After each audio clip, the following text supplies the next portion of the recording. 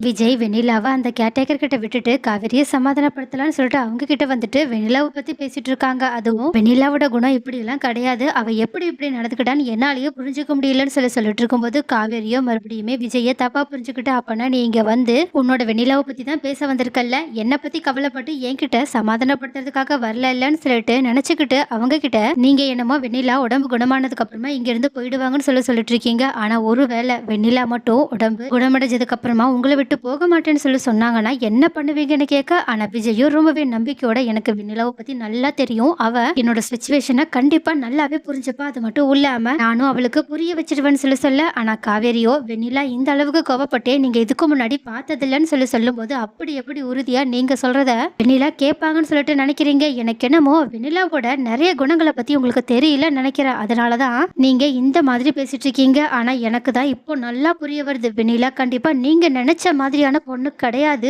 அவங்க நீங்க நினைச்சதுக்கும் மேல கொஞ்சம் வேற மாதிரியான ஆளா இருக்காங்க. சரி பார்த்து நடந்துக்கோங்கன்னு சொல்லிட்டு அங்க இருந்து கிளம்பி போக, ஆனா விஜயோ இந்த மாதிரி காவேரி சொல்றதை கேட்டுட்டு ஒரு பக்கம் ரொம்பவே அதிர்ச்சியில இருக்கிறது மட்டும் இல்லாம, ஒருவேளை காவேரி சொன்ன மாதிரியே வெண்ணிலா தன்னை பத்தின எல்லா ஞாபகமுமே வந்ததுக்கு அப்புறமா நம்மளை விட்டு போகாம இருந்துருவோம்னு சொல்லிட்டு லைட்டா பயப்பட ஆரம்பிச்சாலும், சச்சா விஜய் நீ ஏன் அப்படிலாம் யோசிக்கிற, அதெல்லாம் ஒண்ணும் நடக்காது, என்ன இன்னும் மிஞ்சி போனா ஒரு 10 நாள் அவ்வளவுதான், அதுக்கப்புறமா கண்டிப்பா எல்லா ஞாபகமும் அவளுக்கு வந்ததுக்கு அப்புறமா நானே அவளுக்கு ஏதாவது சொல்லி புரிய வச்சு அவளை இங்க இருந்து அனுப்பி விட்டுடுவேன்னு சொல்லிட்டு யோசிச்சுட்டு இருக்காங்க. ஆனா வெளியே போன காவேரியும் ரொம்பவே வருத்தத்துல இருக்கனால எப்பவும் போலயே கங்காவை பார்த்து பேசுறதுக்காக போக, ஆனா அப்போ கரெக்டா காவேரியை பார்த்த தாத்தாவும் காவேரி இங்க ஒரு நிமிஷம் வாமான்னு கூப்பிட்டா காவேரி அவங்க கிட்ட போயிட்டு என்ன தாத்தான்னு கேட்க, உடனே தாத்தாவும் காவேரி கிட்ட நீ இந்த மாதிரி வெண்ணிலா பண்ணதுக்காக வருத்தப்படாதம்மா, கூடிய சீக்கிரம் எல்லாமே சரியாயிடும், நான் நாளைக்கே அந்த பொண்ணை விஜய ஹாஸ்பிட்டல்ல போய் விட்டுட்டு வர சொல்லிடுறேம்மான்னு சொல்ல. ஆனா காவேரியோ கண்டிப்பா விஜய் அப்படி பண்ண மாட்டாங்க, அதனால தேவையில்லாம நீங்க மறுபடியும் விஜய் கிட்ட இதனால ப்ரெஷர் பண்ணாதீங்க, என்ன நடக்குதோ அது அப்படியே நடந்துட்டு போட்டோம், என் வாழ்க்கை எப்படி போகணும்னு இருக்கோ அது என் தலையெழுத்துப்படியே போகட்டும்னு சொல்லிட்டு அங்கிருந்து வருத்தத்தோட கிளம்பி போக. அப்போ இந்த மாதிரி காவேரி ரொம்பவே எமோஷனலா பேசிட்டு போன எல்லா விஷயத்தையுமே ராகினி ஒரு பக்கம் கேட்டுட்டு ரொம்பவே ஹாப்பியா இருக்காங்க. அது மட்டும் இல்லாம நம்ம வெண்ணிலா கிட்ட போயிட்டு அவளை பத்தி கொஞ்சம் நல்லா ஏத்தி விட்டா இன்னும் கொஞ்சம் வெண்ணிலாவுக்கும் காவேரிக்கு நடுவுல பிரச்சனை கொழுந்து விட்டு எரிய ஆரம்பிக்கும், அதனால நம்ம அதுல குளிர் காஞ்சிக்கலாம்னு சொல்லிட்டு அவங்க வெண்ணிலாவோட மனசை மாத்தி எப்படியாவதுக்கு காவேரிக்கு எதிராக கொண்டு வரணும்ன்ற காரணத்துக்காக அவங்களோட ரூம்க்கு போயிட்டு கேர்டேக்கர் இல்லாத காரணத்துல வெண்ணிலா கிட்ட காவேரியை பத்தி மோசமா பேசிட்டு இருக்காங்க. அது மட்டும் இல்லாம காவேரி கண்டிப்பா உங்ககிட்ட இருந்து உன் விஜய பிரிச்சாலும் பிரிச்சிருவா, அதனால நீ எப்படியாவது அவளை இந்த வீட்டை விட்டு துரத்துறதுக்கு என்ன பண்ண முடியுமோ அதை பண்ணுன்னு சொல்லிட்டு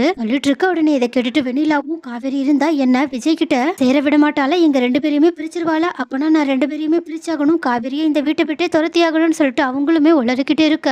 ஆனா அப்ப கரெக்டா வெண்ணிலாவோட நிலைமை இப்போ எப்படி இருக்குன்னு சொல்லிட்டு பார்க்க வந்த விஜய் இது எல்லாத்தையுமே பார்த்துட்டு செம்ம ஷாக் ஆனது மட்டும் இல்லாம ராகினிய செம்மையா வெளுத்து வாங்க ஆரம்பிக்கிறாங்க. இங்க பாரு ராகினி, இதுதான் உனக்கு முதலும் கடைசி, இதுக்கு மேல என் வெண்ணிலா கிட்ட வந்து என் பொண்டாட்டி காவேரிய பத்தி தப்பு தப்பா பேசுன அப்புறம் இந்த வீட்டை விட்டு போறது வெண்ணிலாவோ காவேரியாவோ இருக்காது, நீயா தான் இருக்குன்னு சொல்லிட்டு மிரட்ட. உடனே ராகினியும் சச்சா நீங்க என்ன தப்பா புரிஞ்சிட்டு இருக்கீங்கன்னு நினைக்கிறேன்னு அவங்கள சமாதானப்படுத்த ட்ரை பண்ண. ஆனா விஜயும் ராகினிய செம்மையா கேவலப்படுத்தி அங்கிருந்து அனுப்பிவிட்டதுக்கு அப்புறமா வெண்ணிலா கிட்ட இங்க பாரு வெண்ணிலா, இவ பேசுறது எதையுமே மனசுல வச்சுக்காத, இப்போதைக்கு உன்னோட உடம்பு குணமாகணும் அவ்வளவுதான், வேற எதை பத்தியுமே யோசிக்காத, சொல்ல போனா காவேரி உன்னை இங்க கூட்டிட்டு வந்ததுக்கான காரணமே உன்னோட உடம்பு நல்லா குணமாகணுன்றதுக்காக தான், காவேரி ரொம்பவே நல்ல பொண்ணு, அதை நீ போக போக புரிஞ்சுப்பன்னு சொல்லிட்டு காவேரியை பத்தி கொஞ்சம் கொஞ்சமா வெண்ணிலா கிட்ட நல்ல விதமா பேசிட்டு இருக்காங்க. ஆனா வெண்ணிலாவும் ராகினி சொன்னதை யோசிச்சு பார்த்துட்டு என் விஜய் எனக்கு வேணும்னா கண்டிப்பா அவளை நான் இந்த வீட்டை விட்டு அனுப்பியே ஆகணும்னு சொல்லிட்டு நினைச்சுக்கிட்டு இருக்காங்க. ஆனா இன்னொரு பக்கமோ காவேரி இந்த அளவுக்கு கஷ்டப்படுறத தாங்கிக்க முடியாத தாத்தாவோ பேசாம காவேரி கிட்ட நம்ம உண்மையை சொல்லிடலாம், விஜய் மனசுக்குள்ள என்ன இருக்குன்றத நம்மளே டைரக்டா